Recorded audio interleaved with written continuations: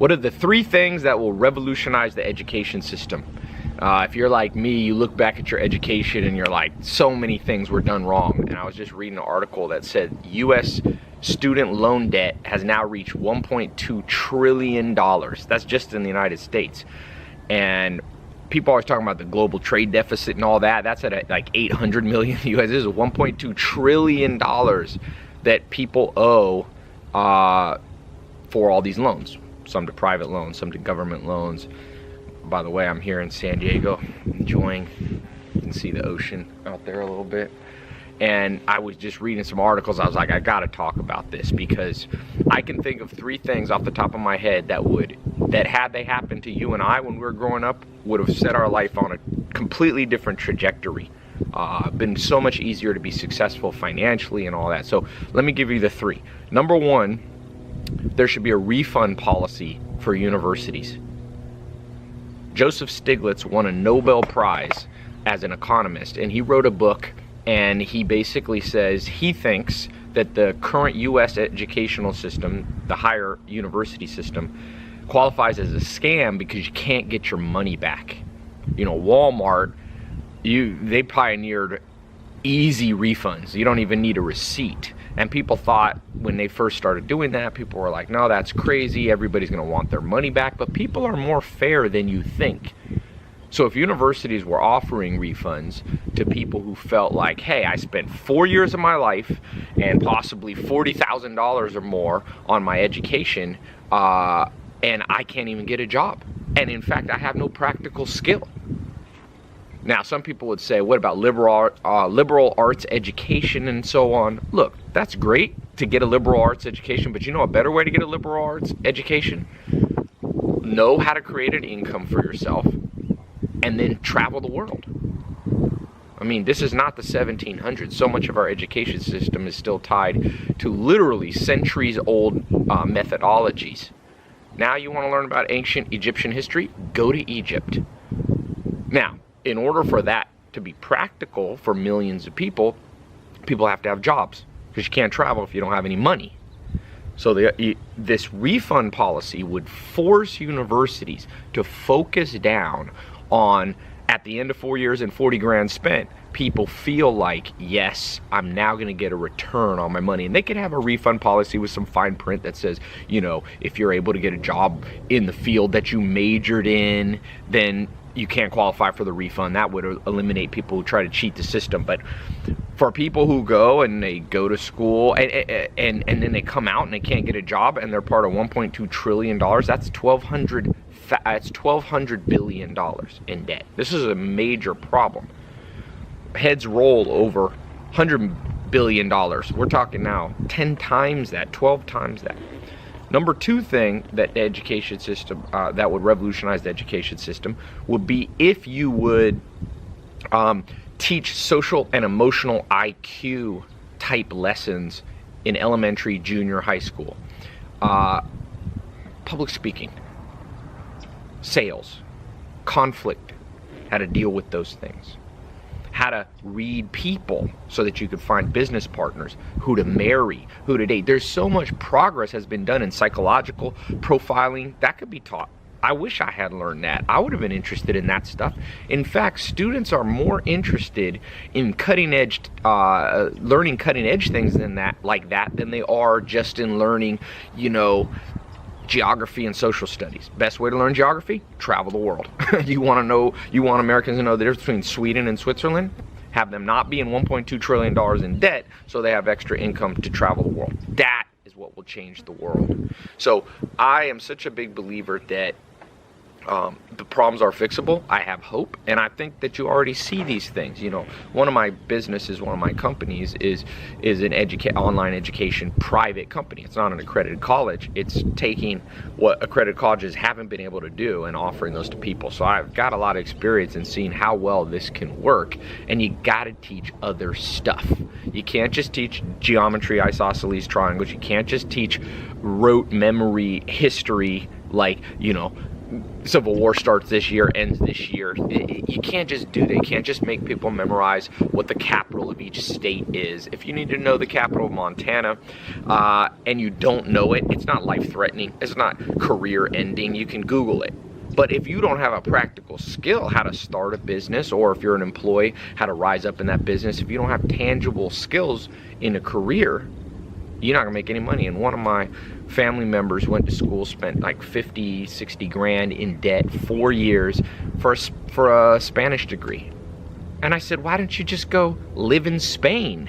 You can actually get paid to learn Spanish, and you'll learn better Spanish. You'll learn it faster. You'll learn it and it'll be more fun. So if if the modern education system had an emphasis on practical skills all the way through, in addition to some abstract stuff, you're going to need some math, you're going to need a little bit of geometry and all that. Some of it's okay, but it's too much. So whenever I talk to this about people, everybody, 100% of adults go, man, I wish I came out of school with great social skills, public speaking skills, persuasion skills, sales skills, reading people skills. Which brings me to my third point. The third thing that would revolutionize the education system is if there was personalities, a series of personality tests, because different tests aren't 100% accurate and they test for different things. These tests would go, a battery of tests that students got from age 6 years old to 18 in the junior high and high school and elementary system. So you're talking, you got 12 years to administer these tests. You don't have to do them all in one day. Then you would take the results and adjust accordingly what you teach the kids and how. Two things, what you teach them and how. Some people from personality tests, like in the Hexaco test, which is the most scientific cutting edge test developed in 2000, it's a variation of the Big Five test, it's widely respected. There's correlations. People low in conscientiousness, high in conscientiousness, low in agreeableness, high in extroversion versus introversion, they do better and they're attracted to different fields. Social facilitation skills, practical manual labor skills, accounting, management of people, all that should be based on personalities. Going back to the refund system, the second you made universities have refunds, mark my words, they would start doing a battery of personality tests because they don't want to give money back, right? And so they would say, hey, Bob, you were wanting to get an Egyptian, medieval history major. Why don't you do that as a minor and I'll teach you something else, like why don't you learn how to open a restaurant or learn how to do sales or something. I mean, look, let's be practical about life. You're going to have to know some down-to-earth skills to make it. Everybody does. They should be teaching real estate, investing. All these things should be taught. These are the kind of things that you're going to need from the day you graduate high school until the day you die. And because these three things have not been implemented, you see massive problems in the world, whether it be economic growth issues, whether you see recession, even wars and crime at the root of this, the issues around the world in inner cities, all this stuff that you see in the news now. You know what fixes this?